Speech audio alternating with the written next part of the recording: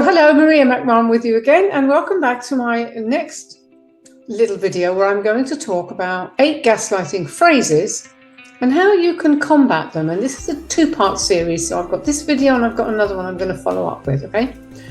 So how do you know you're being gaslit? So I want to share these phrases that you'll very likely have encountered, because narcissists are very predictable. It's like they all have the same playbook. So just listen to each one and consider what to do if it's happened to you or it's still happening. So number 1 is you're jealous when you're absolutely not.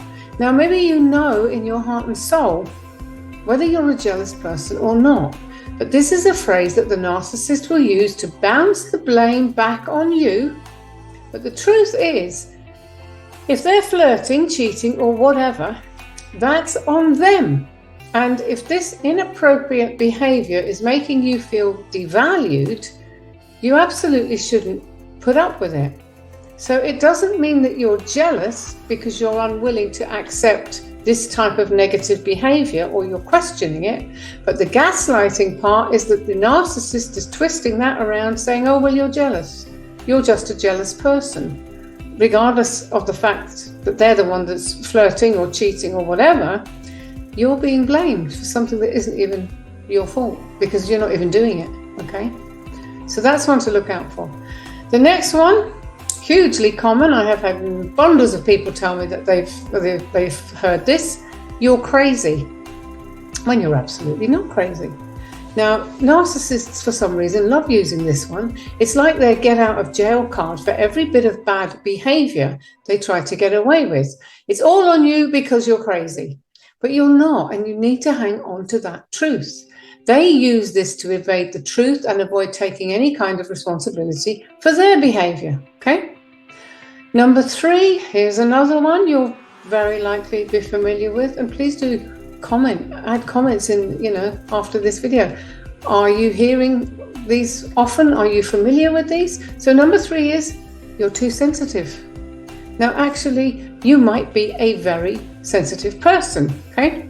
And very often narcissists do attract highly sensitive people or empaths.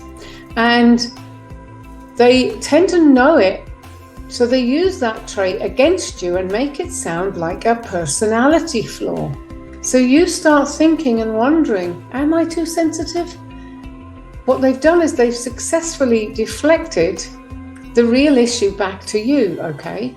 So instead of dealing with whatever the issue is, they use subterfuge and they twist it around and make it a flaw of yours.